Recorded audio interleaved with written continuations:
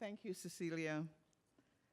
To the Brooklyn Community Foundation, its staff, and the board of directors, thank you sincerely from my board, my staff, the volunteers, and the 30,000 individuals that we serve monthly for this prestigious Sparks Prize and the recognition it brings to Brooklyn's non-for-profits in general.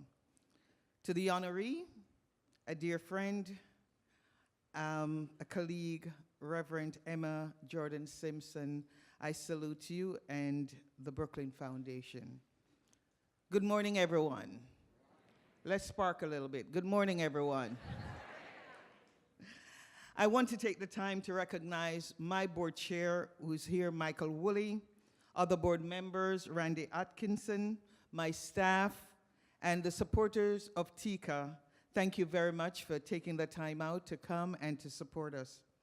Friends, the campaign against hunger is very appreciative, and I say this again so that you understand the great role that you play in this moment, in this time, and this season. We are very appreciative of this Sparks Prize, and as one can imagine, our excitement goes way beyond just this moment.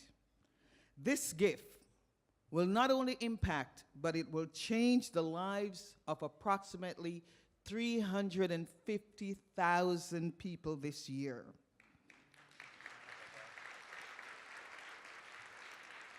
Thank you. As our mission is to continue to empower our neighbors to lead healthier, more productive lives and self-sufficient lives by increasing their access to safe and nutritious food and related services. As many of you already know, but I need to just send this home one more time for you to understand what non-for-profits are facing during this time. With the political climate the way it is right now, organizations such as the Campaign Against Hunger are fearful of the unknown. We are not sure what lies ahead tomorrow. Anything can change at any moment. We don't know when we will face another government shutdown, in which vulnerable families are plunged in a crisis, not knowing how they will feed their family or keep roof over their heads.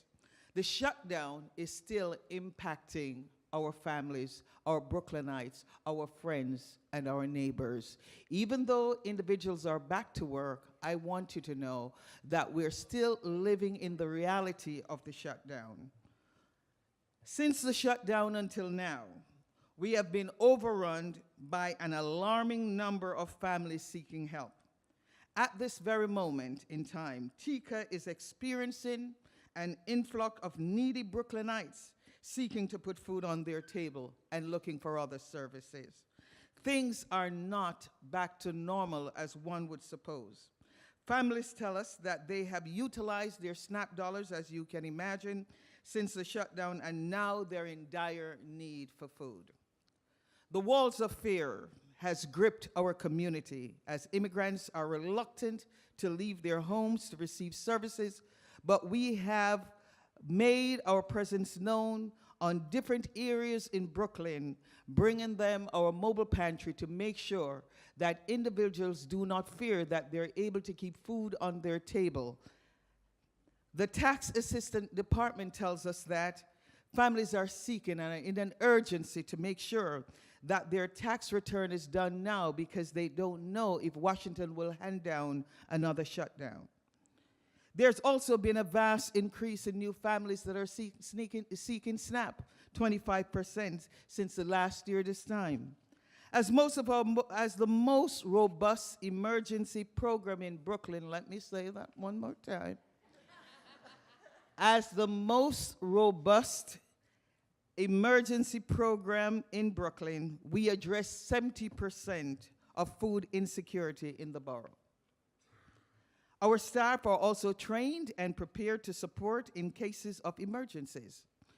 Whether it's from a night emergency where there's no gas or no water, whether it's a hurricane or a shutdown, Brooklyn can count on TICA.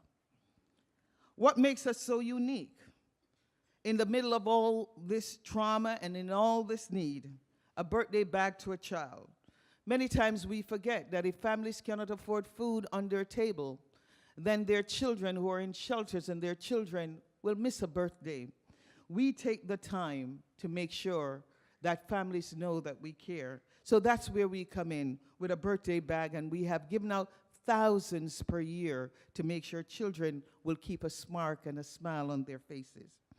Our services stretch from our supermarket-style pantry to cooking demos, from plant-based to gluten-free.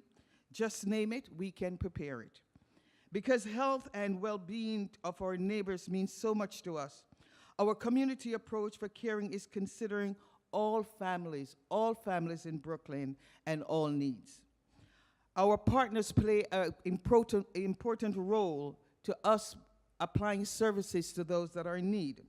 From our senior classes incorporating exercises and nutrition program, we are visible in 13 senior centers here in Brooklyn, plus homeless shelters. And what is so heart-rending, we have started our Healthy Family, Healthy Community program in shelters in Brooklyn. And we have found out that we have limited space. But while we're taking care of 30 individuals on the inside, maybe 8 or 10 families, we have a line of families waiting, hoping that someone don't show up for their class today, that they will be able to come in. This is what's happening in Brooklyn.